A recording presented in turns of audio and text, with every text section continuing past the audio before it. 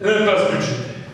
Alors là, je vais devenir un petit peu technique, vous voudrez bien m'excuser, mais quand même, faites attention parce que c'est très important. L'impasse budgétaire, c'est quoi? Eh bien, il faut savoir que le budget de la construction européenne depuis 1960 connaît une phase que les économistes ou que les mathématiciens appelleraient très exactement une courbe exponentielle. Au début, ça ne coûtait presque rien. Désormais, on est pratiquement à 1,2-1,3% du PIB de l'Union européenne. Alors les Européens se disent « Oh l'Europe, c'est rien du tout ». 1,3%, vous vous rendez compte, c'est rien du tout. Alors en général, on divise, ils font des divisions, ils vous expliquent, vous vous rendez compte, ça fait un paquet de cigarettes par personne et par jour, c'est rien, non, c'est pas rien. Ça commence à ne pas être rien du tout. On voit donc un budget qui est en forte croissance. Ça, c'est la part de prélèvement sur les recettes de l'État au profit de l'Union européenne dans les recettes fiscales nettes de la France. Comme vous le voyez, désormais, bientôt 7,5% de tous vos impôts vont à l'Europe. Ça commence à ne plus être beau, ça commence à ne plus être rien du tout. Ça commence à devenir des choses intéressantes. Et il faut regarder un petit peu plus dans le détail. Il faut savoir, et assez curieusement, pratiquement aucun responsable politique ne vous en parle, il faut savoir que l'Europe ne produit rien. Ce ne sont pas les bureaucrates à Bruxelles qui produisent quelque chose et de l'argent. L'Europe, c'est une machine à pomper de l'argent et à en recracher. C'est un peu comme les Shadocks, vous vous rappelez? L'Europe prélève de l'argent sur certains États membres et en donne à d'autres, selon ce processus schématisé. Et quels sont les pays qui payent le plus? En 1, l'Allemagne. En 2, la France. En 3, les Pays-Bas. En 4, l'Italie. En 5, le Royaume-Uni. Le Royaume-Uni, d'ailleurs, on a en rouge, ici sur ce graphique, le solde avant le chèque britannique, et vous savez peut-être que depuis Madame Thatcher, ça fait quand même une trentaine d'années, les Britanniques reçoivent un chèque, d'ailleurs largement payé par la France, pour compenser ce qu'ils estiment être le trop versé. Quoi qu'il en soit, ça veut bien dire qu'il y a des prélèvements de l'Allemagne et de la France, en particulier les Pays-Bas, vers l'Estonie, la Lituanie, la Pologne, l'Irlande, la Hongrie, etc. C'est comme ça que ça marche, la construction européenne.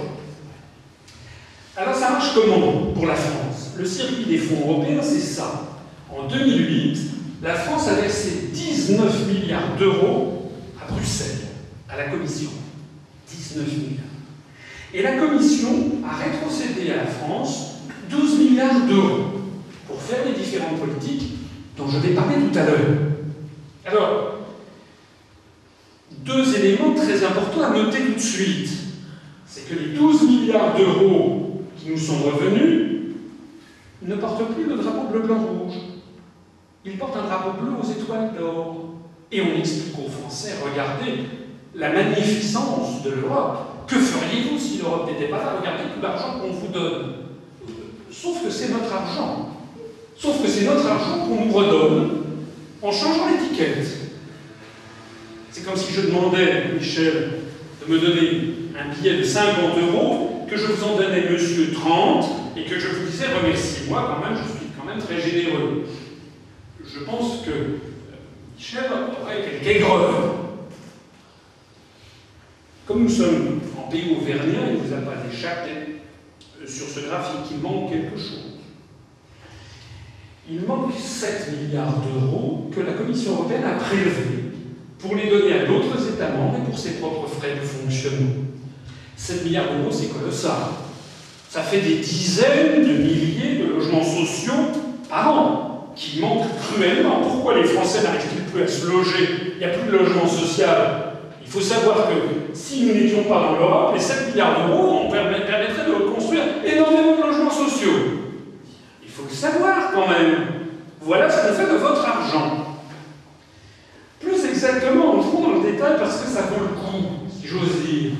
Lorsque la France verse 100 € à l'Union européenne au titre de sa cotisation officielle, les agriculteurs français récupèrent 50 € via la PAC, via la politique agricole commune, et on explique aux agriculteurs, hein, votez pour l'Europe, parce que heureusement qu'on est là, alors que c'est notre argent. Vous l'avez bien compris. Les régions françaises récupèrent 16 € via les aides économiques structurelles. Et on dit aux régions, faites valoir quand même tout ce que l'Europe vous apporte. C'est tellement vrai que nous assistons à travers toute la France à des campagnes publicitaires de véritables désinformations. Ça, c'était il y a quelques mois en Midi-Pyrénées. L'Europe s'engage en Midi-Pyrénées pour révolutionner les nouvelles technologies. Les étoiles de l'Europe, c'est mieux. Pour faire briller la recherche, les étoiles de l'Europe, c'est mieux. C'était une politique qui était menée par l'Europe et la région Midi-Pyrénées pour avoir des subventions dites européennes. Et les détenteurs de ces subventions sont toujours priés de remercier l'Europe. Ici, regardez, c'est assez extraordinaire cette photo. C'est pris à Saint-Georges-de-l'Oyapock. C'est une petite commune française qui se trouve en Guyane, au bord de l'Oyapock. En face, c'est le Suriname, l'ancienne Guyane hollandaise. Amélioration des voiries, vous avez le blason de la commune et le blason de l'Europe. La France a disparu.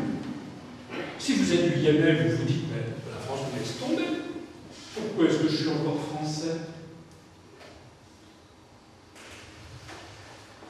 On trouve ce phénomène un peu partout. Sur toutes les routes de France, on voit des drapeaux européens qui vous expliquent que tout a été financé par l'Europe. Ici, c'est une photo du port autonome de Rouen. Les travaux sont financés par l'Union européenne, le port autonome de Rouen, conseil régional, conseil général, la communauté d'agglomération. La République française a disparu. Alors que c'est elle qui paye. Vous comprenez l'arnaque? On fait disparaître le principal bailleur de fonds en faisant croire aux populations que c'est l'Union européenne qui est le principal bailleur de fonds.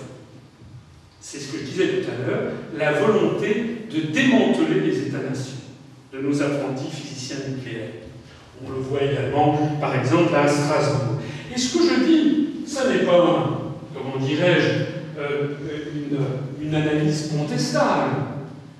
Si vous alliez sur le site de Midi-Pyrénées, quand ils ont fait, il y a quelques mois, leur campagne, l'Europe s'engage en Midi-Pyrénées, le bénéficiaire de la subvention était prié de prendre un kit de communication disponible sur Internet.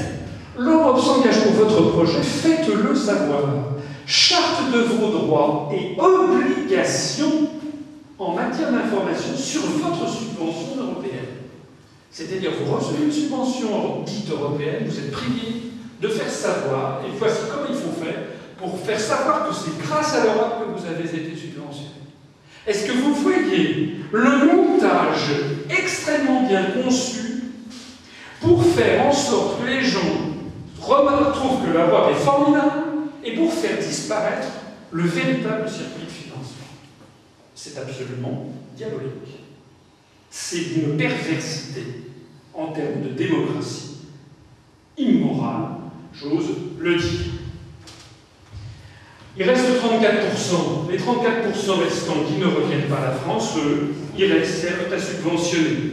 Naguère, on subventionnait l'Irlande et les pays du Sud de l'Union européenne. Désormais, de plus en plus, ce sont les pays de l'Est, nouvellement entrés, mais aussi les pays candidats à l'adhésion au titre de la mise à niveau.